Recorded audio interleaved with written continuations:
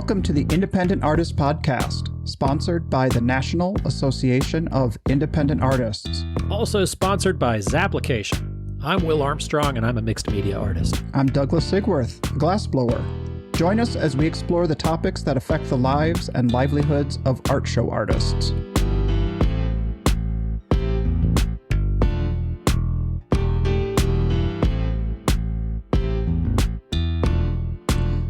All right, everyone, we are back. The 4th of July just happened. Will, how are you? I'm doing great, Douglas. It's nice to see you here on the podcast once again, and it's fun to get back here in our little our makeshift studios. It's fun to get back in our little makeshift studios and get back on track. Maybe you got a makeshift studio there, Will Armstrong. I gotta make some serious shit, Douglas. I am out of work. Got a big fall coming up, and I don't have much in the larder, if you will. I don't know about you, but I rarely am at home for the 4th of July. And, yeah, me too. There's usually a show that weekend. And our neighbors, they blew some shit up this weekend. I mean, it was crazy, the fireworks around here. Like professional displays. We were looking out across the lake from where we are here in Pickerel Lake, and I could see these people. It looked like an inferno from the other side of the dock. You could see just this red just from where the fire was erupting. So it was insane. Our neighbors always do kind of this, and this is just the end of our driveway kind of thing on the cul-de-sac. They always do this kind of thing you drive, across the city for, sit in front of a river and watch. Yeah. This year they went all out. They went like double. And they were saying they were actually having a hard time getting a hold of some of these fireworks because across the board, people were doing the same thing. Yeah, everything seems to be ×2 this year, Douglas, whether it's art shows or fireworks. Everybody seems to be losing it, whether it's, I'll have 4 beers. Now people are having 8. It's just making up for lost time. I'm still laughing about what you said at Old Town about the girls are breaking their heels at 9 in the morning and vomiting. Definitely. Yeah, they were losing their minds. I just feel like everyone has kind of forgotten how to act, and they want to turn it up to 10 to make up for lost time. Right. Turbo drive. Hey, Will, speaking of fireworks, did you see the notification yesterday from Uptown? I did catch something towards the late afternoon. That was a show you were counting on, wasn't it, Douglas? Well, we do it every year. It's a local one. Mm-hmm. But we chose this year not to sign up for it and kind of do Park City because of what's going on around here. About a month ago, I don't know if we talked about this on the podcast, but I had gone to Uptown. Renee and I went out for a lunch date, and we're like, oh my God, Uptown's coming back. It looks nice. There's construction going on. Yeah. Well, we were right in the middle of the ramp shooting that happened. And since that day, there have been protests almost every day. It has been a real volatile site again. It's heartbreaking. I love that area. I married into a Minnesota family, so that area is kind of special to me too. I know it's probably a lot more special to you, but man, yeah. That is a huge bummer. Did they say that was the reason, or are we reading between the lines here? No, it is for sure. That was part of the press announcement. It's all over the news around here that due to the volatile situations in Uptown, they tried to come up with a plan B. They talked about moving it to a different neighborhood, but Hennepin and Lake, Hennepin and Lagoon intersections have just been every night stuff's going on, and they just couldn't, a month away, they couldn't plan for an event like that, bringing that many people to town. Yeah, I totally understand that. And I'll play the devil's advocate a little bit from the art show's perspective. It's a bummer, and we can't have the thing. From the white privilege perspective, I'm kind of like, there is a lot that needs to be fixed in Minnesota right now, in Minneapolis. And, You're right. And that's ground zero for a lot of the different things that are going on. And until they address some of the issues, then we're not going to be able to have nice things. Yeah, damn it, we can't have nice things. We can't. So, heartbreaker. At our open house we had a couple weeks ago, we had a lot of our collectors who come to see us at Uptown, and I asked them, would you be going to Uptown this year? Not one of them said yes. They said, I really hate to say no, but I don't want to take the risk. So, I mean, even if nothing would have happened, I think attendance of art buyers would have been down. It's a smart move. Can't see my collectors wanting to come out to that either, Douglas. Yeah. Hey, on another note, a positive note, actually, I saw the announcement from Coconut Grove last week that they are going full steam ahead. They're in planning mode for 2022. And they've hired somebody that we all know and love to take over the artist relations. Camille Marchese is going to be the new artist relations Oh, no manager. way. That's fantastic. From Winter Park. That's right. So Camille is taking her talents down to Miami. When I blew out my Achilles and had to deal with artist relations with Winter Park, I cannot tell you how easy it was to deal with her. She was kind and empathetic and really giving. So I'm excited. If it's not just artist relations, just any of her talents and having her around Coconut Grove to give them a shot in the arm is good news for all of us. That is. They wrote in their publication out to the artists that they are taking kind of a new approach. They wanted to take a look at the festival as a whole, find out where they can improve. And one of the things that they want to improve in is our artist experience and have it not just be that big street festival that it's turned into. They want to make sure that artists are happy and artists are making sales, and that is really a step in the right direction again. Yeah, that's huge. I know that a lot of artists think that there used to be a big boat show that happened right down there, and when they moved to the boat show, it pulled a lot of the money out of there. I think Miami can handle a show without a boat show. I don't think it necessarily has to be the same crowd. So getting art buyers excited again, they certainly get excited for Art Basel. So why not another art festival? So fantastic news. Congratulations, Camille. We're excited to see what you do. That's great. Awesome. Yeah, speaking of that, I just had a successful Des Moines festival. I think a lot of people had really good shows there in Iowa. And I think, again, it had something to do with the fact that people have been cooped up for so long. So was the attendance really high? It was really down in 2019 because of the heat. That was the year that we had the 110 plus heat index or whatever it was, 117. I don't know. It seemed like people were back out in force. Cool. And it's always a well-attended festival. I know that they struggled for a minute with their musical lineup. Ian No, Americana artist that I love, they had on, and I was excited to see or to hear him from Over the Hill. But he had to cancel last minute because of an illness. They were able to get John Prine's son to come in. Cool. That's a heck of a backup. He's got a pedigree like nobody else, but it was a big time, big entertainment. Well, how did you handle those hours? Oh my God, I'm thinking about going to Ann Arbor next week, and I'm just trying to get myself set up for the 10, 11-hour days on the street. I look at it, I've had conversations with people. I don't love it. Honestly, I don't love it when the show goes till 10 o'clock. I do look at it this way. I am on the street I get there early when my wife sets up her jewelry. So I'm on the street. Show opens at 11. I'm there at 9:30, just kind of hanging out. So it's from 9:30 till 10:30 because maybe 10:45, because by the time she's done with her last jewelry client, starts breaking down at 10, it takes her another 45 minutes to an hour to break down. We're the same way as glass blowers. We've got that 45 minutes to an hour before showtime. We got to pull the glass out of the container, put the glass back in the container at the end. So we're always the last dogs with the jewelers. So I just look at it as I'm there from 11 o'clock. I have two kind of waves of the show. I'm there from 11 o'clock till 10 o'clock, but I'm there from 11 to probably, 7 for me. I'm working for myself. And from 7 to 10, I'm working for the show. So it's it's the price of admission. If you want to be with Des Moines, you have to suck it up and work for the show for a few hours too. And yeah, it's grueling and it's hard, but that's what they're asking us to do. And I don't do well from 9 to 10.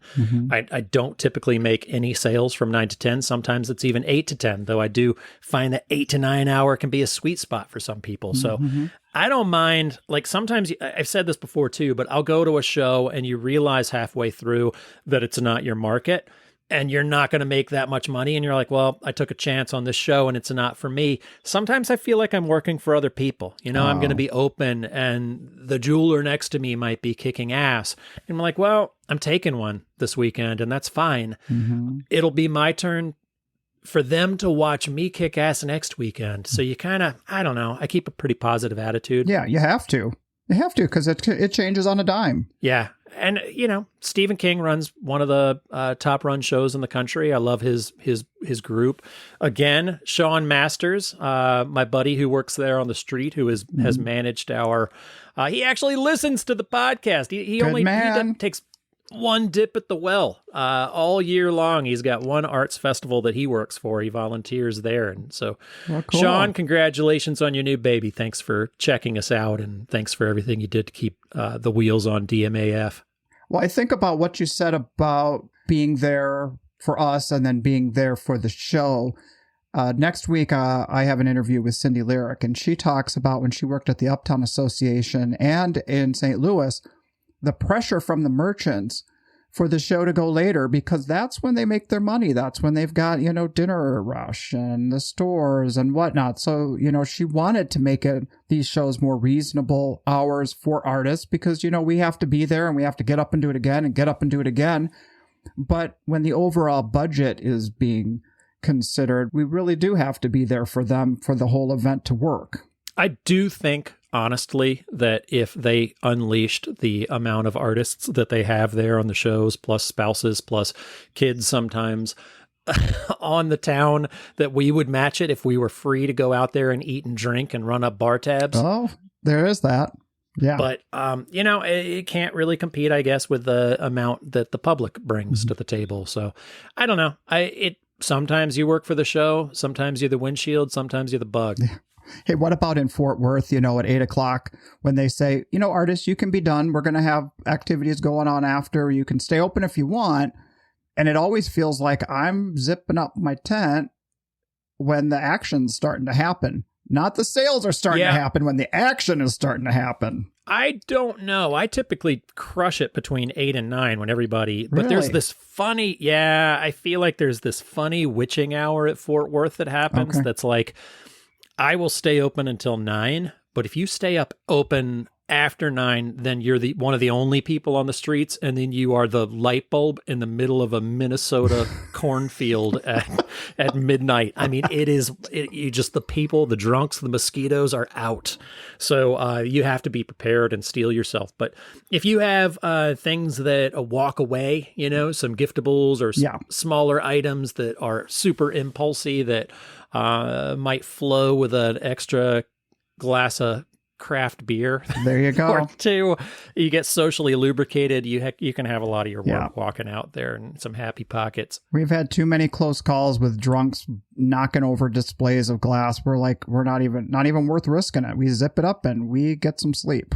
Yeah, I do find a lot of people zip up in Fort Worth to more people than you see at a typical arts festival. Mm-hmm. But it's up to, I like the fact that it's your prerogative. But I also like the fact that sometimes like I said, sometimes we're working for the show and sometimes the show is working for us. Hey, I don't know about you. I mean, you've already gone out there and done a couple of shows. I haven't. I'm getting ready to leave for Ann Arbor next week. And if it isn't just like Murphy's Law, we finally have the inspiration for a whole new body of work to start working on. And we're going to have to interrupt it and just hit the road. That's a tough one, Douglas. I found the same thing. Between Old Town and Des Moines, I had this kind of epiphany in the studio. I was being more productive. I could actually, I could stand again. I got a boot on my foot. I got out of the cast, and I was working in the studio. That Very is so exciting. Yeah. But I just was crushing it in the studio. I was doing long hours. I was making what I consider great work. I was really happy with what was happening. I was creative and firing on everything. And you have to look at what that does to your bottom line, like Des Moines, while a good show. What if I was able to carry that productivity all the way through the weekend? What if I stayed home? And I felt committed to the show at that point. I didn't want to do it, but I'm like, man, the work I'm making could carry me through the fall, like right now. So if only we had our crystal balls in front of us that knew how to time those things, but we just can't. We have to juggle it. Yeah. The thing that we've been dealing with is we've been wanting to create bigger work that we can start getting a bigger return on because we know there's a market for that. And as glass blowers, we can't physically blow a piece that's big enough to fill some of these insane niches or wall pieces. After talking to my interview with Kina, it gave us some ideas for some pieces for the wall that we're super excited about. And we just want to start working on it and see what happens with it and experiment and try and evolve and have it grow. And now we're going to hit the road and do these run of shows. Sometimes you've got lightning in a bottle in the studio and it's tough to turn your back on it and hit the road. I mean, Des Moines, again, had a great weekend, but do I still feel the repercussions of that weekend because of the long hours and being on this dead leg of mine? Yeah, I've still got a week-long hangover that stretched all the way into the 4th of July weekend. That is always a big one with my family. So it's a challenge, but that is one of the things that you have to look at when you're formulating your year-long schedule. And that's one of the things that I talked about to Daryl Thetford this week on the podcast. It's really interesting how it's almost like a scientist. He maps out, this is what happens here and this is what happens there with his experiences, and he plans things out. And it almost feels like as artists that we are obligated to take every great opportunity that comes our way and make the most of it. And he does such a good job of having the pros and cons list and really knowing when to say no. You know, Georgia O'Keeffe had a good line about saying no, too. She was one of the people, a huge proponent for saying no about certain things. And she obviously had more opportunities than a lot of us do. But to kind of lean into the zen of Daryl Thetford, it helps me. Helps me to always just talk to him at shows. And he's got some good insight as far as that goes. I really appreciate the way he approaches a season. And I think a lot of us at the end of last year, that has been a common denominator in a lot of the different talks, from Clifton to Chris Dahlquist. Yeah, from Clifton to Chris Dahlquist. They don't want to work as hard, or they don't want to do as many shows. And we can make that happen. Or having that balance of saying, we don't need to do this just because we've always done it this way. You know, even like David Bierstrom says, you know what? Look at the bottom line. After all this effort, multiple shows, multiple expenses versus the other side of it, and come out with the same result with being a little kinder to yourself and having a creative time to make really stellar work. Absolutely. You always have to look at your bottom line, and sometimes your bottom line is your physical well-being. Right. Well, I'm really excited for everyone to hear what you and Daryl talked about. I am too. It's a really nice, kind of relaxing, for me anyway, cup of coffee conversation that we had. But before we do that, we have a message from our sponsor this week, Zapplication. This podcast has taken on a life of its own, and it's grown a little bit further than you and I could manage financially ourselves, so we're proud to be able to keep it going with a little bit of sponsorship this week. That's great. Zapplication came on board and really likes what we're doing and supports what we're doing, and wanted to throw some money our way and sponsor some episodes. This episode of the Independent Artist Podcast is brought to you by Zap, the digital application service where artists and art festivals connect. Douglas, I'm thrilled this week that we are being sponsored and supported by Zapplication.org. It's great that they appreciate what we're doing. And I appreciate what they are doing, basically because I feel like I'm an intensely lazy man. And they make the entire art show process, signing up for shows, a lot easier.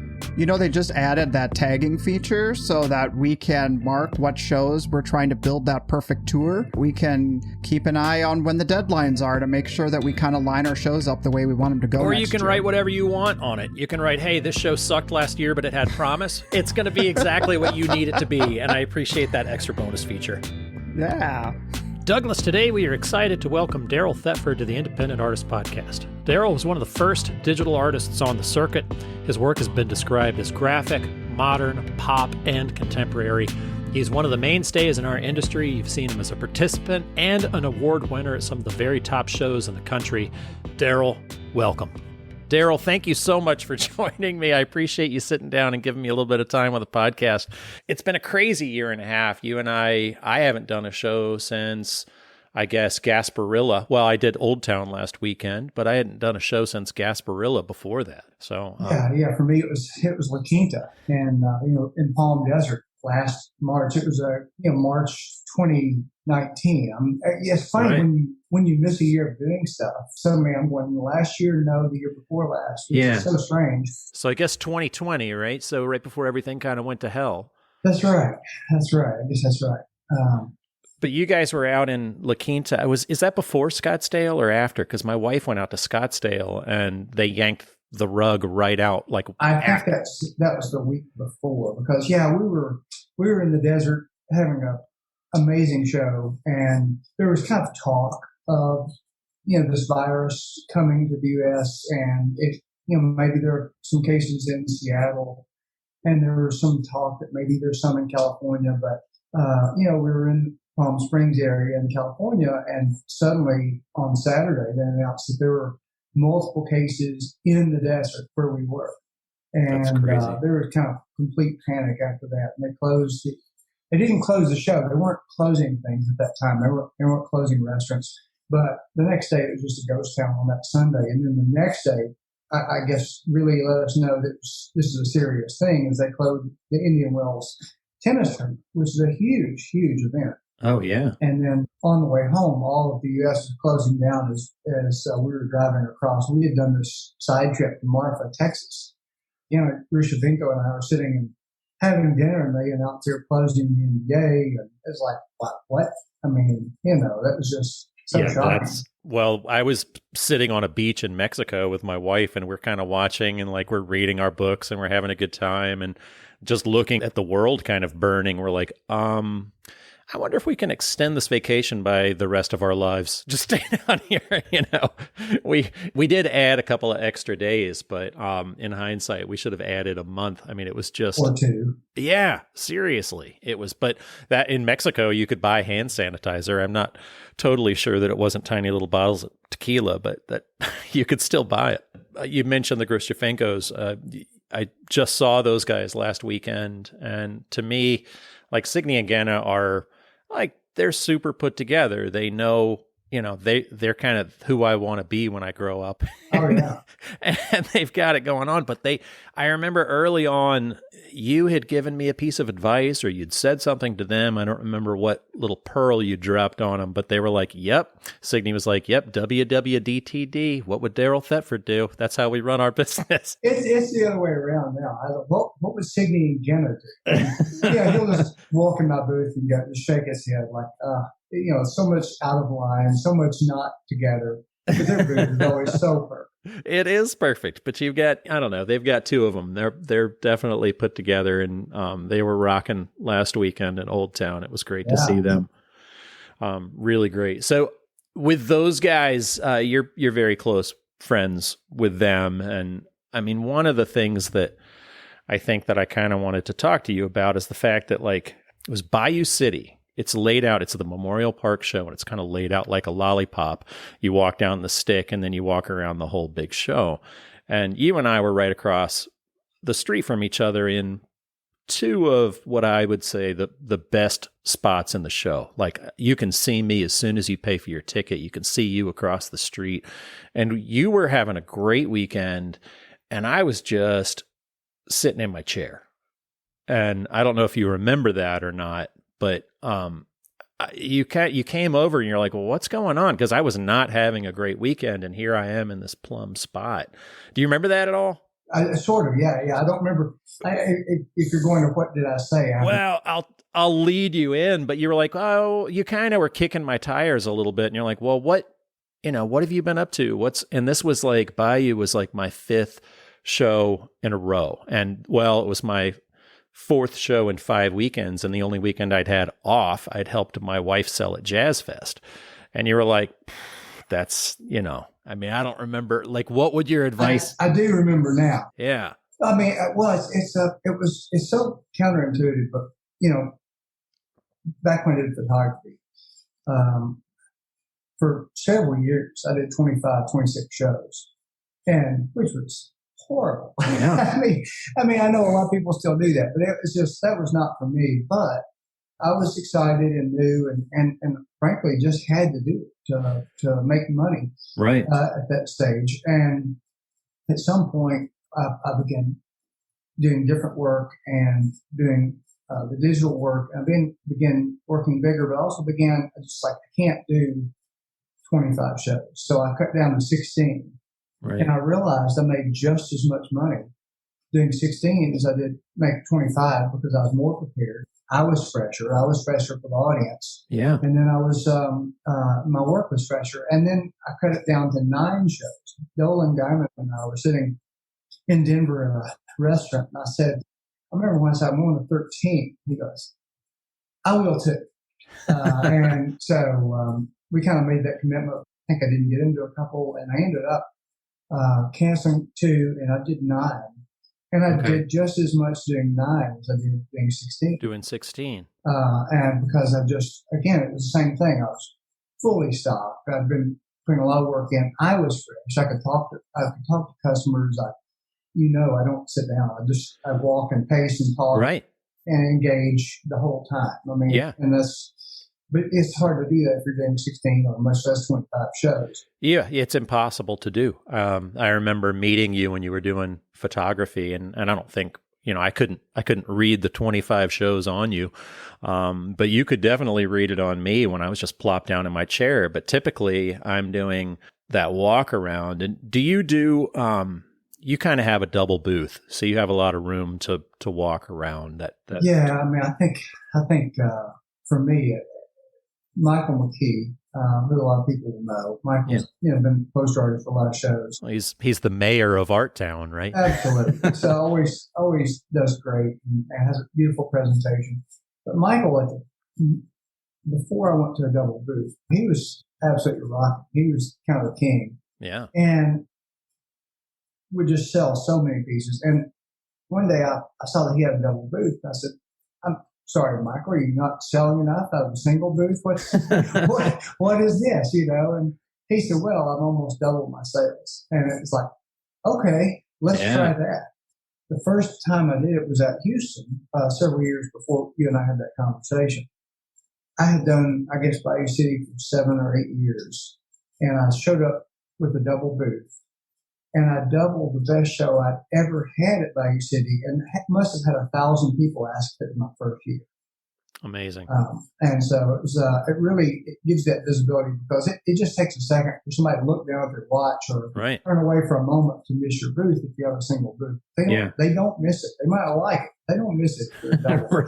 Right. I've measured it before. It's like it's a pace and a half, I think, or 2.5 paces. Where so again, like you get a text, you miss the booth. A 10-foot booth is 2.5 paces. So plus you can see it from far away. You just make a bigger presence. Plus, to me, and I haven't done as many doubles as I probably should, but I'll do a double, and I feel like it's kind of like people think you're maybe a little bit better. It's a little bit like I went tall, and I did twice the amount. Like I have a huge imposing wooden booth now. It's like really tall, and it kind of makes a presence, and I feel like it looks good. But absolutely. Oh, well, the tall booth for me, it's funny. So we had a brief experiment in doing tall booths. Dana, my wife used to do art festivals, and we set up a tall booth for her and a tall booth for me, side by side. First time we'd done it, and it took forever because you're working on ladders. Oh, yeah. So that was our first night. That's when those 110-mile-an-hour straight line winds hit the show. We were at a hotel, thankfully. Was this, which show was this? Was that Austin? It was Austin. Yeah, I was there. And we found pieces of our booth 2 blocks away. I mean, they were gone. I mean, they were completely gone. And so, the show came by and set up a tent for us, and we found like 4 pro panels and propped up some art. That was our last setup tall. Oh my God. Yeah, I stick with the tall, but I remember being at that Austin show, and it was like the show breathed. It was like it was all kind of blowing in one direction. Yeah. They were like, "Oh yeah, you think you're all braced against that wind?" And then it just sucked the other direction, and everything. I had to pull my craft hut. It was the only reason it wasn't in Kansas with yours because it was stuck to a stop sign. It just wrapped the entire thing, just wrapped around the stop sign. But man, that was a scary one. Hey, I want to go back and talk a little bit. You talked about being a photographer and doing that many shows, but I wanted to talk about kind of the courage that it takes, or what kind of spurred you into dropping a body of work that I really, I loved that kind of honky tonk series and the juke joints, and I loved that series. But I kind of want to talk about what went into changing that and dropping that body of work and moving into something else. I think the short answer is Eric Lee. Okay. So I had spent 8 months in the Delta shooting those juke joints and talking my way into places, and got some really good reception and got some really bad reception at times. But overall, really put some real effort into going back and forth to the Delta and then shooting these places and setting up a tripod for really long exposures, because most of them are really dark. Yeah. And so shooting inside where the lights are so low. And so I put all that effort in during awards and stuff like that. But I would literally hear this all day. Wow, these are amazing. I would never hang this on my wall. And it was like, okay, I must be on the wrong track here if no one would ever hang this on my wall. And I ended up just selling prints of other things, of previous bodies of work out of the map bin, and that's all I was doing. Eric Lee, meanwhile, was having his first Bayou City show, and he pretty well sold out by Saturday afternoon. Yeah, is this when he was doing a double booth with a couch in it? And that's right. Yeah, oh my God, he'd make a whole it looked like his booth looked like something out of Architectural Digest. You that's just walk right. in. It did. So I had already started experimenting with digital collage. I really didn't know how it would be received. No one was doing digital work on the art fair circuit at all. Yeah. And so I had put one piece together and I brought it, but it didn't fit in with the juke joint series, so I never had it home. So, the last hour of the show, I thought, what the heck? I'm just going to prop it up against the front of the booth. Well, I had two people fighting for it immediately. And I thought, well, okay, this has marketability, and I really, really enjoyed doing it. But my wife was a painter, and she didn't want me to be a painter and competing with her in the same category. Right. So painting had been my first choice, but I had gone into photography as a second choice. Sure. And the digital collaging I was doing felt very much like painting to me, and they looked a lot more like painting. People didn't quite know what they were. Right. And of course, there was no digital category at all. And so I would apply in photography because they were my photographs. There weren't things off the internet. They were my photographs pieced together, sometimes 100 pieces at a time. But they looked like a silk screen. And directors would call and say, Daryl, you've mistakenly applied to photography. These are photographs, and here's why. You don't want me applying mixed media because it's not really mixed media, and that's not really right. So anyway, that's kind of how it all happened. That's amazing. I mean, the kind of, I guess it's similar to just, once you jury into a show, then you have to kind of, you have the one piece that sells, and then it's the down that track. Now, all of a sudden I'm on this train track, and it's like, okay, now I have to get this body of work together because I juried into, was that Houston again, like getting into that first I think big show? Gosh, what was the first show? Might have been Old Town. Might have been my first show with the digital work, and Joan kind of dropped me a note and said, "I'm not sure about this." And we had a conversation. She goes, "Okay, we'll bring it." It worked out, and I was there for years after that. So. Well, you were way ahead of the curve. I mean, now digital is a category. I remember talking to you years ago about having a little bit of trouble with juries because getting in is a huge problem. You have to get in order to. You have to get in. That's the ticket. Yeah. It's a funny thing because once I was doing it, I juried into everything because absolutely no one else was doing it. Right. And so it was unique just because it existed and no one else was applying. Yeah. And then some other people started applying in digital. But again, for years, it's just such a very, very weak category. I mean, there might have been 4 of us applying in digital to the point that directors are questioning whether they should even keep the category. And I think a couple of people like St. Louis eliminated it for a while. And Yeah. so when I talked to Cindy Lyric, who was over the show at the time, I said, well, based on all your criteria, I can't apply in photography and I can't apply in mixed media, and you have no digital category. There was simply no place for me to apply. And then I think Oh, wow. they kind of realized that was leaving a lot of people out, and they went to a 2D category. Yeah. That seemed to be the kind of the Des Moines method. They were one of the ones that started that. And do you like that, just going 2D to? I don't. It doesn't really matter. I mean, I've been on several juries, and it's funny because I think we read as artists applying. We read all this stuff into what does this mean? Did they not like the artist statement? Did they not think this fit in the category? But I've been on at least 5 juries of really good shows, and we've never had that conversation. It's always just, do you like it or do you not? Do you think it works well or do you not? And that's really the extent of it. And most people I know, and I know people don't like this, but most people I know given either a 1 or a 7, really a up or down vote. Even though you occasionally give a 3 or a 5, but you look at shows like Cherry Creek and you're during 2,400 applications. I mean, to go into the nuance and go through that about 4 rounds, you just start going, that's a 7, that's a 1, that's a 7. Yeah, without having to actually break down the category. It's like, who really cares? Yeah. You're trying to put together a balanced show, and at the end of the day, you're doing that, and you also just want to put in what you like. So, yeah, and I find we weren't looking at how many mixed media artists we have, or how many digital. It's just however it felt, the way it was. Do you find that that's hard to talk with people that aren't art show artists on juries? Is that a difficult thing? There's a lot of discussion about what's what, and obviously they're blind juries, but if Will Armstrong's work comes up, I know what it looks like, and so, maybe the conversation then is if somebody's not voting for it or no one's voting for it or whatever, because they don't know it, they haven't seen it in person, and, it's just the slides, then maybe you do stop and say, let me at least explain what this is. Let's explain what's happened. Sometimes that's effective in helping sway a jury member, and sometimes it's not. Right.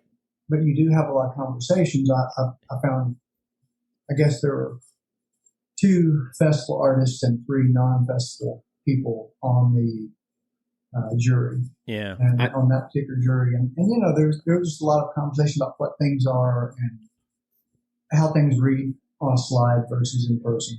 I remember talking to Aaron Heckenberg about that, and he was talking about being in a room with these people. He was like, well, 2 of them I know, and then it wasn't Cherry Creek, but it was one of the big ones. I don't remember which one it was, but he was like, well, I'm sitting in a room and I've got these people that don't know me, and I want them to listen to what I'm saying. And if they think somebody is a 1, I'm not going to sway them.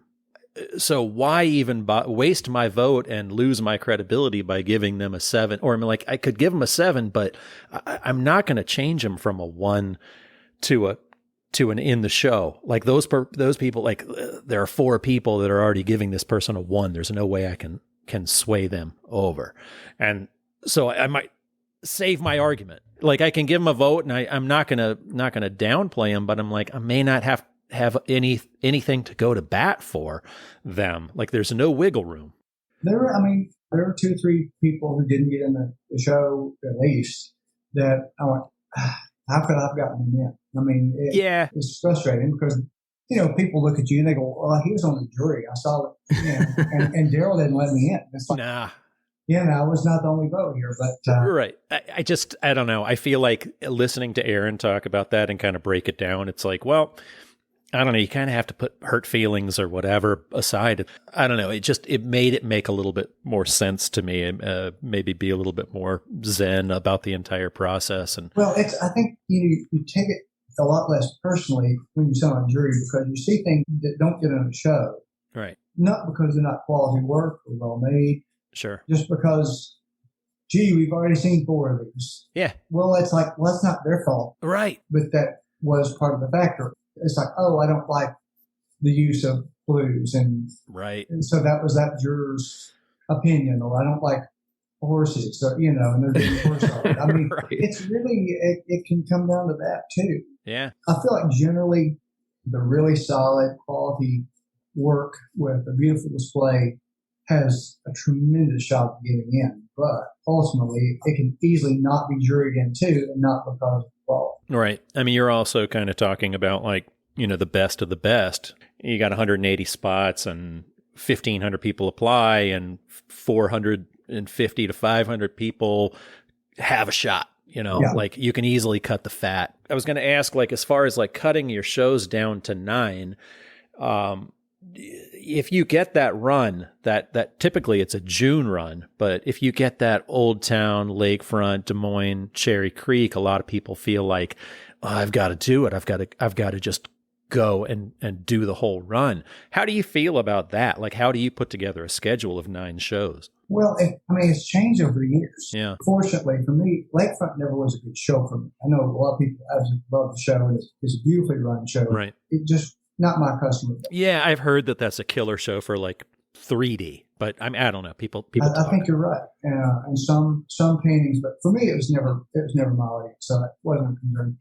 I did Old Town, Des Moines, and Cherry Creek for years, and finally dropped Des Moines.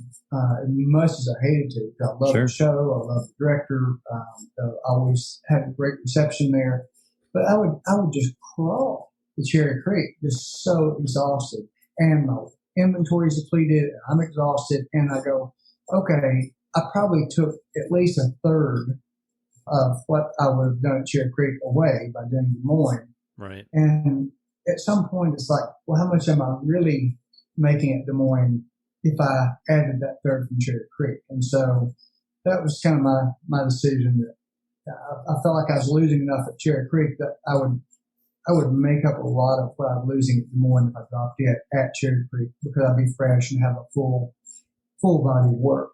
That's what I felt about Sausalito too. Like, some people loved that Sausalito show, but I drove all the way out there from Virginia at the time, and then had to do the Cannonball Run back to St. Louis. And as I was doing St. Louis, I'm like, I had a decent show at Sausalito, but obviously I'm exhausted from the drive. Right. I had to drive through fires in the Sierra Nevadas. And I mean, it was just a nightmare.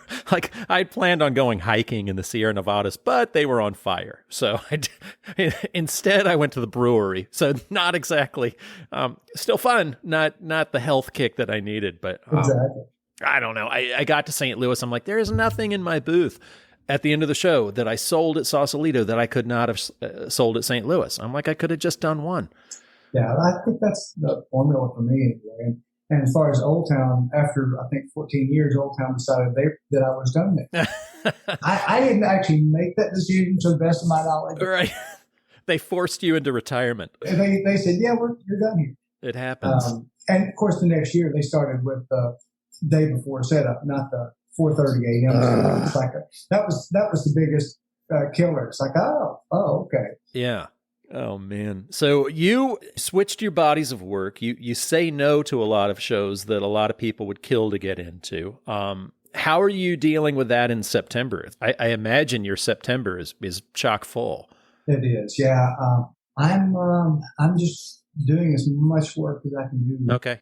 Right now, I'm trying to have a crazy amount of work before I start the first show. Gotcha. And I have much time between shows. So with Park City, Sun Valley, and Cherry Creek, more or less in a row.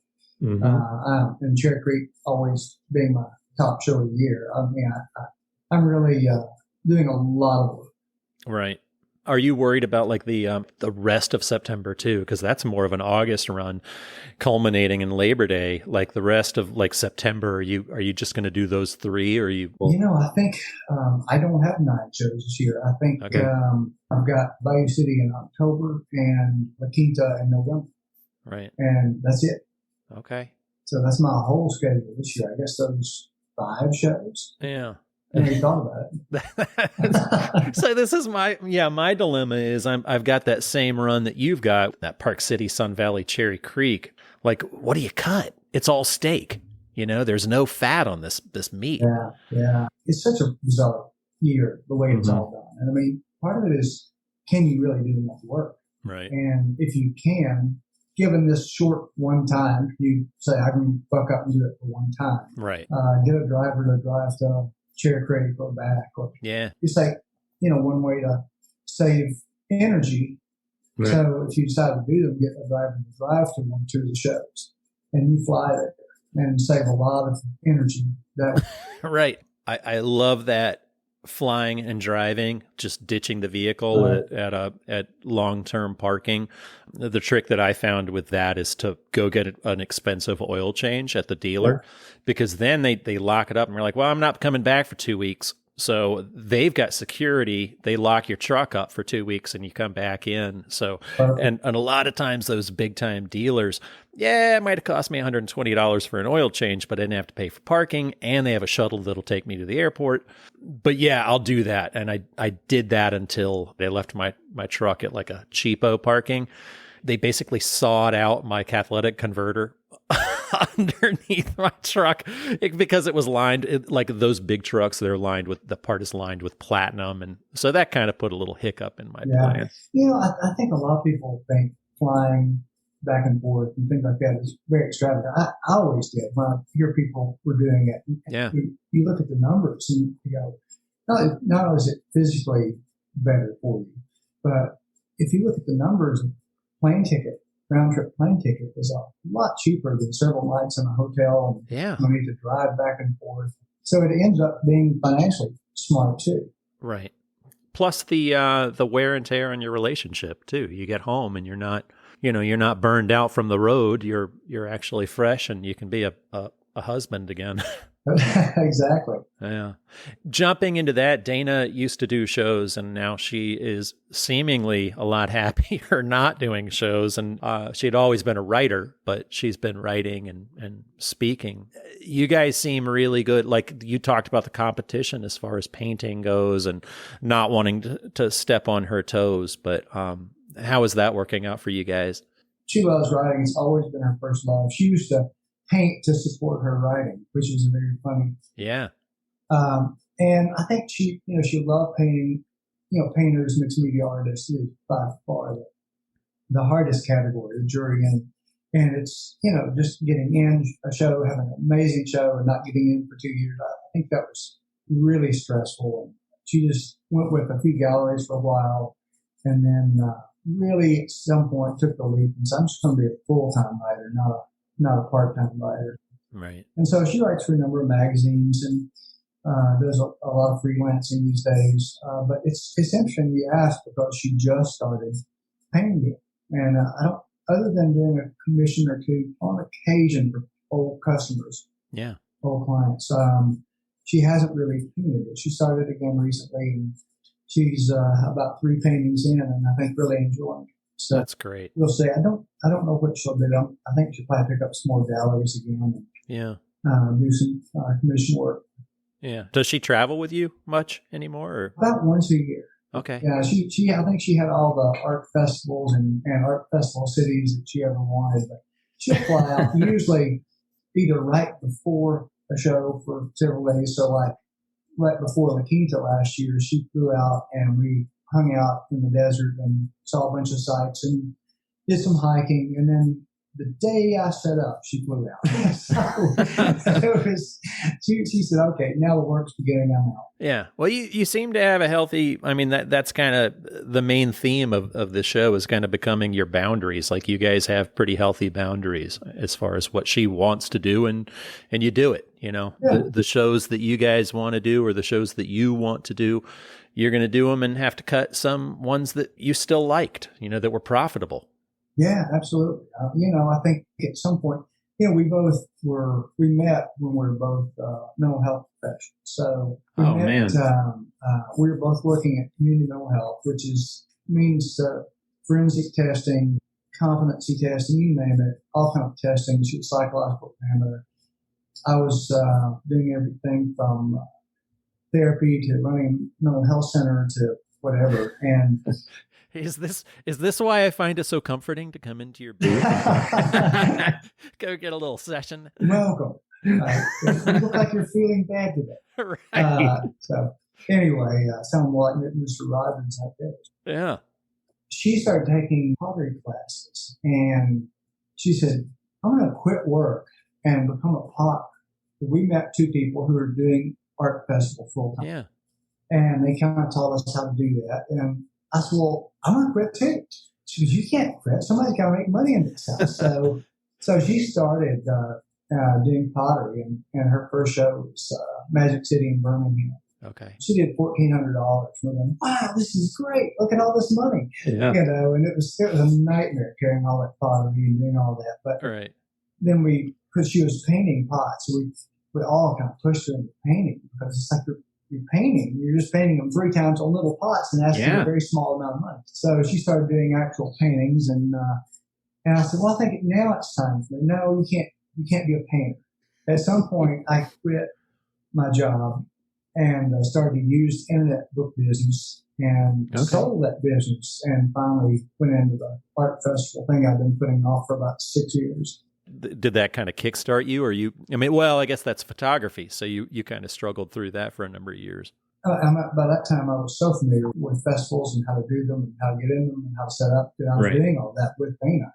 And I think a lot of people initially kind of saw me as, oh, this is a husband who decided to get in on the business. But it was never that. It was always, I want to be there first, when she did too. But I felt like somebody had to make this income. But we both took, I think the reason I brought that up, we both took this leap of saying, with the assumption that we probably won't make as much money as we did as professionals, but we'll be a lot happier.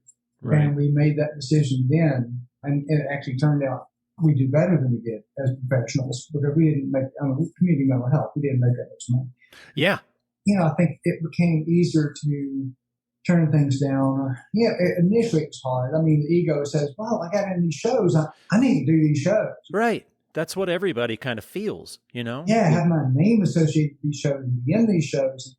At some point you go, okay, well, they're great shows, but I need that time. Yeah. Let them go.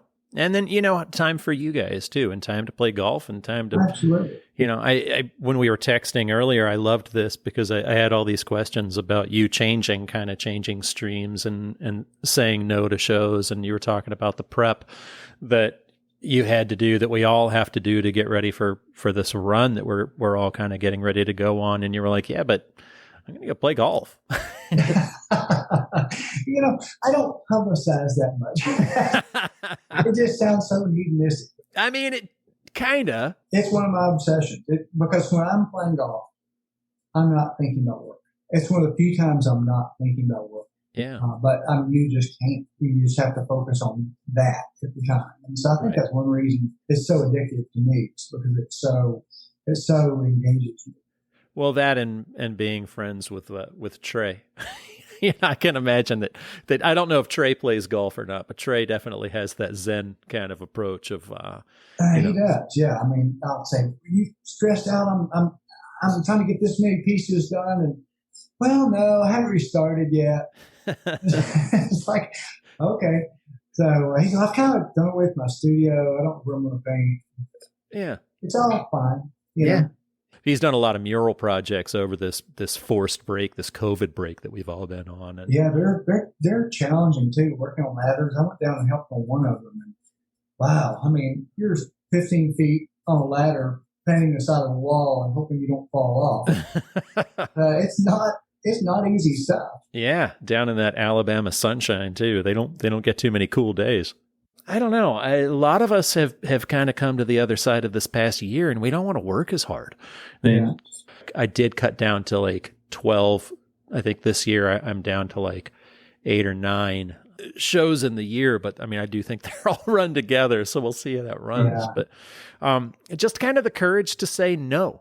Do you think that mental health background kind of helps you guys with that? I don't know. I think saying no to we both have careers, and we both have educations that are invested in these careers, and this is all we know, and walking away from that made it easier to walk away from other things in the future. I think it's more that experience of walking away from that professional career we were so invested in. Yeah. That really really kind of allowed us that freedom. Because, I mean, to me, when I was field, not only was I getting burnt out, but I was kind of moving up this management ladder that I guess I thought I wanted to be in, just kind of like, this is what you do. And I realized all my people at the next level were miserable. And they were not happy people, and they didn't like their jobs, but they were kind of felt like this is what they needed to do, and for the money or whatever. And that also helped too. Go, wow. So if I move up, I'm going to be maybe even more unhappy. So why don't we do something completely different? And the two people we knew who were the happiest people we knew were both doing art festivals. That's amazing. Dana and I were both artistically inclined and had dabbled with art and design and different things for years, but never really done anything serious, you know. Yeah. So I tell people my not only training, woman who played Jane in a early Tarzan film, was giving painting lessons in her garage near me in Milan, Tennessee. And of course, when I knew her, she was this elderly woman. She wasn't this young, beautiful starlet. Yeah. And so it was amazing to find out that she had been like runner-up Miss America, and she had been on Broadway and this Tarzan movie, and she were taking little painting lessons in her garage. And I did that when I was 9 and 10. So that was my big art training. That's incredible. Who were the two artists? Are they still on the circuit that kind of brought you in? It was actually Lawrence Mathis and his wife. Okay. Yeah. So they haven't done them a number of years, but Lawrence, I didn't understand. I mean, we're going, well, he makes all this money, and it's like, oh, well, he'd been featured artist at like all the top shows in the country, and he was really well known. And so when we started out, we were excited about the 1400 Dana did with her pottery, but we were going, well, that's not at all what he does with his oil paintings at Cherry Creek. Yeah. It doesn't take long before you walk into somebody's booth and you see the prices they have on their work, and then you see a couple walk away and you're like, okay. I don't know. I find that to be kind of inspiring. Chris Dahlquist was talking about how, these are not our competitors. What can we learn from these folks? And I found that to be really inspiring, as well as that putting away I think she called it the golden anchor or something like that. It's like an albatross, like the work that I've made over the years that I don't want to make anymore, and giving me that kind of courage to put it away and be like, look, I don't want to paint that woman in red anymore. If I don't want to. It's hard. It's become it's a staple of your income. It's hard to say, okay, let's not. Yeah. But you find there's always something that replaces it. Yeah. I've gone through it, and I've seen other people go through it. You have a couple of images, or they sell well, some variation of that. Yeah. It's true. And I mean, I don't know. I like that lady in red, but she's going to live in the record store for now. Like she's not going to go Where's Waldoing it around the country anymore. She's just stuck in the record shop, which is good with me. I like her just there. She's fine. But man, what else, Daryl? Any other little pearls that I haven't written down in my outline? Gosh, I don't have an outline on this end. Well, you weren't expected to. I feel like we covered a lot. Well, it's interesting. You're talking about doing what you want to do, and I've done a lot of commissions over the years, and a lot of corporate commissions, which are good in some ways. But I'm kind of like you were talking about getting things up, and I'm still going to do them, but differently. Mm-hmm. So in the past, maybe I've talked to someone, they're building and certain things in them. It's very much a dance of what they want, how I can do it, what I want it to look like versus and going back and forth. And it's funny, you were talking about Trey earlier. He just won't do it. He'll just say, no, I'll paint a big piece for you that size, but whatever I want to do. And then they can either take it or leave it. And it's a lot of freedom there too. Yeah, that is. Not trying to walk out. Most of my clients have been super. I mean, I go with something and they go, oh, that's great. Love it, right? Whatever. But there is a certain amount of not going through something as prescribed. I think it's commissions too. It's that I'm beginning to change. Right. I have a background in illustration, and that saying yes, it's like, well, I have to try to look at my customers as not like that clients that are like, okay, can you do this and this? And because that is the illustration model, and you send them things, and I those things take me so daggone long. Yeah. I mean, it's just, how many of my own paintings could I make in that period of time? It's like I should be charging quadruple what this costs. Well, I always charge, I have a minimum on commissions, and I always charge at least double, but it's exactly what you're coming to. Just like you're saying, we're talking about turning down the shows. For every commission, I can usually produce at least 5 pieces that I can just sell. Right. So, is it costing? It might actually be costing me money, even though I'm charging premium. Yeah, it does. It does cost you money. I've got this one commission that I need to work on that I was rolling on it before I hurt my leg, and now I'm kind of like backlogged on that and trying. But I like to watch baseball in the studio, or I like to listen to it on the radio. And the client is one of the sponsors of the Atlanta Braves who I listen to. So it's kind of constantly in my mind. It's like, this inning sponsored by Northside Hospital. I'm like, oh my God, Northside Hospital, I've got to get to work. But they're wonderful clients. But I definitely, need to get back into that. How is your leg, and how are you setting up the booth? I'm hiring people. It's been really nice. I've had for Des Moines, I have a volunteer. Sunday's husband, Brad, is helping me set the booth up. For Old Town, I hired my nephew. He had a summer job that fell through. And I'm like, what are you making a week typically? And he's like that. I'm like, I can handle that. We're going on the road. So I took him. I think he's the only member of my family, extended or otherwise, that actually understands at least half of what we do for a living now. But I don't know. I'm out of the first cast, and then my new doctor here in Minnesota, because we're up here for the summer, he put me right into the boot. So I can't walk yet, but we're getting there. Literally baby steps. We'll see. I'm planning on Des Moines. That's gonna put it to the test. Well, I will set you up at Chair Creek for 15%. All right, I'll see what state I'm in. We'll see. If you want it torn down, that's another 10%. I understand. It's funny to go from being the type of artist that didn't even really want to help somebody roll their tent sides to needing help doing absolutely everything.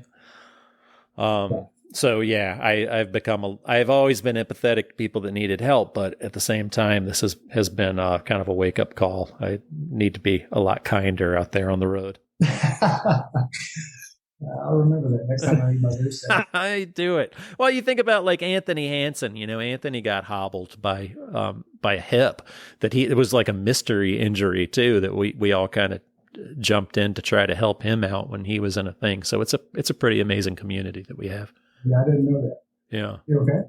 Yeah, he's back up and running. I'll see him this weekend, but it was kind of like I believe it was kind of like a pinched nerve thing that was just kind of a mystery pain that all of a sudden he goes from, virile, strong bike riding Anthony to like this trip up, which, I'm certainly not in as good a shape as Anthony, but I always like to think that I could do whatever I wanted, but this has been kind of a wake up call. Well, I understand. I always have perfect vision. Suddenly I have to have reading glasses. Oh. Really see you clearly through this. I can see you. It's not like I don't know you're there. Right. Well, the computer work. Exactly. Right. I think it's Will. It sounds like him. How long can you sit at the computer at one stretch, like working? Do you lose yourself in it, or do you have to forced breaks? Yeah, I can sit there for hours and not even think about it, really. Yeah. And then once I realize I've been leaning on one arm and, sitting in a position, my back is out. Yeah. Okay. Yeah. I need to move. Or Dana walks up behind you and it's like, honey, that looks the same. Yeah. Well, she'll say, you have to stop sitting the way you're sitting. Yeah. And get up and move around. Yeah. I could imagine you could work and rework your imagery. That seems like a spiral that I'd easily fall down if I were doing that work. Yeah, it's one of the few things. I'm obsessive enough. It's one of the few things that will keep me from manically pacing around and just finding other things to do. Yeah. I'll kind of lock in and kind of rework something over and over until I get it. Right. Whatever the feeling is, that's balanced. Yeah, I feel lucky with what I do because I've separated it into, the collage is one part, prepping the panel is one part, going and doing the line work is one part, and then going back in and doing the shading. So once I'm done with each step, I won't let myself go back and rework it. Like if I'm putting faces into my work, then a lot of times I'll either want it to be like a very specific nod to something or then like an everyman kind of thing. And I've got a piece in my truck right now that the one person is not an everyman. I'm like, maybe I should rework it. And Susie's like, yeah, leave that alone. You're going to make yourself miserable. So, well, as I've changed my process, a lot of times what I'm doing these days is I'm taking paper with paint and other things and printing on that, and then I'm tearing it up, and then I'm collaging it physically. Yeah. And so anything to keep it fresh, both for me and for the people who are copying me. Try to stay ahead of the curve. I have a whole club out there these days. But oh man! Well, you were one of the first, I guess. So they're not copycats, Daryl. You created a movement. Exactly. I talked to David Bjerstrom about that. He's got a tribute artist that's down to his panels and even the clay boards that he's using to set his booth up. It's a tough situation to be in. Yes, it's really challenging initially.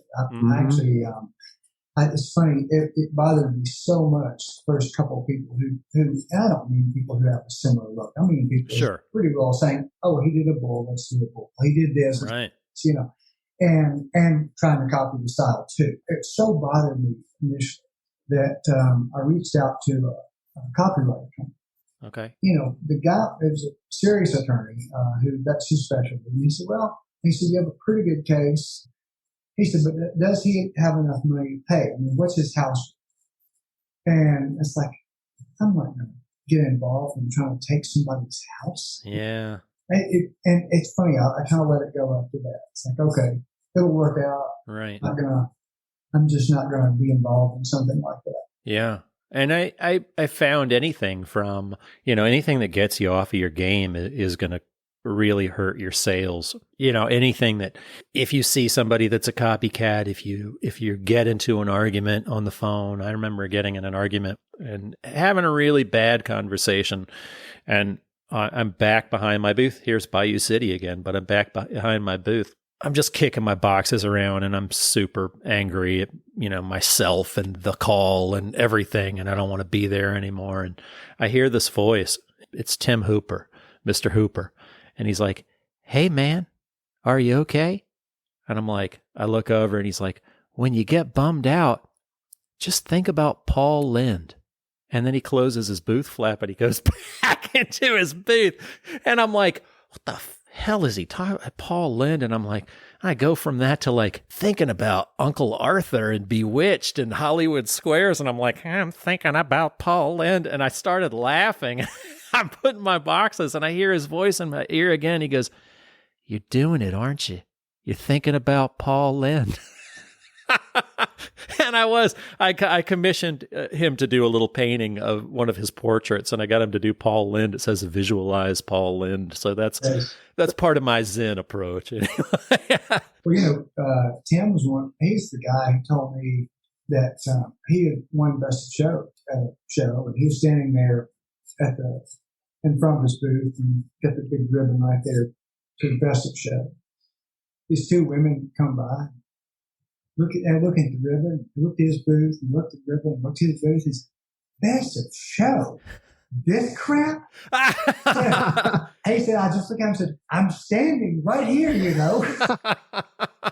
That's amazing. Yeah, I like to throw that stuff back on people too. They're like, God, or they look at your prices and they're like, I'm like, oh, I can't afford this shit either. What do you expect? But anyway, man, Daryl, thank you so much for sitting down with me, and I appreciate you getting into all sorts of stuff. Hey, give my very best to your lovely wife, and good luck with the painting, whether she shows it at art shows or in galleries. I can't wait to see what she comes up with. Thank you. I'll see you soon. Yeah. For having me. Thank you. Thank you very much. I'll see you in Park City. Okay, yeah. Excellent. Thanks again, Daryl.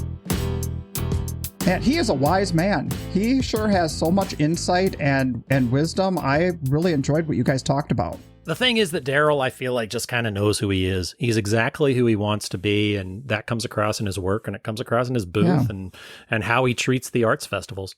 I mean, being able to walk away from a career that you invest so much of your life in to go off on something that's more unpredictable, and there's no guarantees. Absolutely. When he said it, it served as an example of how to make choices in his choosing of shows and decisions that he makes in his career. I thought that was really kind of an inspirational topic and something I want to start, looking into for myself. I feel like every single job that I've ever had, I have brought my experiences from that, whether it's bartending or waiting tables to learning the birthday song at cheesy restaurants to art direction. It's been that. So seeing Daryl kind of, I don't know, he takes his career in social work, he parlays that into an arts business, and he brings that kind of zen to it, like Signe and Genna say, what would Daryl Thetford do? That's right. I noticed something kind of interesting. At the beginning, we were talking every episode with our guests about jurying, and we thought, well, we want to keep it balanced here. We want to talk about all sorts of topics, but it kind of seems like, everyone brings it up. Our guests bring it up, and it's something on everybody's mind. And this whole topic of jurying it's on the forefront for all of us. No, I agree with you, Douglas, because as soon as you start talking about art shows around the dinner table after the show with your friends, the first thing you want to start talking about is what'd you get? What did you get into? Where are you going? When am I going to see you next? Yeah. Are you going to be in XYZ? No, I didn't get in, etc. Right. And the thing that I found kind of interesting in your talk with Daryl was that there really is a subjective quality to it. And it isn't something we have control over. I mean, I'll be the first to admit I get into some of the tops and I don't. I can't consistently say I get into the same shows every single year, and that's good for me. It forces me to circle around the country, to keep that immediacy with collectors so they don't know if they're going to see me next year. I mean, I would go back to the same show every year if you let me. But I don't get the same results. I don't, if you could just write down in ink exactly what you wanted to do, if you applied to 10 shows and you got 10 shows, and some of us are lucky enough to do that. I'm not. I certainly get my share of rejections and wait lists. And sometimes I think those wait lists are worse than rejections because you sit there in purgatory and you don't know where you're going to go. And you're like, you can send out the pleading email, the squeaky wheels, and be like, do you have a space this week? Please, mister.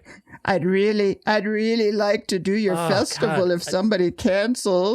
Yeah, it's just, and some people want you to respond, some people don't, and it's tough. But man, by the end of the year, if you have that kind of Zen approach and you realize that you're going to have a lot less work than you started with, that's what makes a season. That's right. Yep. It will be what it will be. We don't have control over everything out there. So we just have to do what we do. Make good work and show up. Yeah, make good work and show up. That's exactly the point. Hey, who do we have coming up next week? Next week, I talked to Cindy Lyric. Man, we've been sitting on this interview for a while. We have. She sat down and talked to me about her involvement in a lot of big shows. She started at Uptown in Minneapolis, moved to St. Louis, and then ended in Sausalito. She's like art show Forrest Gump. It's like she's been involved with all of these different, she knows all of the people in all of the top shows that you want to do or that we want to do. And she's been there on the front lines for a lot of them as well.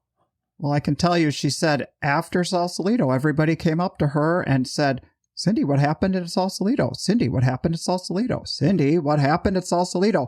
And she said she would just look at him and smile, but she talks to us about what happened at Sausalito, so you won't want to miss this episode. Well, I, for one, also cannot wait to hear this whole thing. And Douglas, we will see you in a couple weeks for that interview. Thanks again, everybody. Take care. Bye-bye. This podcast is brought to you by the National Association of Independent Artists. The website is naiaartists.org. Also sponsored by Zapplication. That's zapplication.org. And while you're at it, check out Will's website at willarmstrongart.com and my website at sigworthglass.com. Be sure to subscribe to this podcast to be notified when we release new episodes.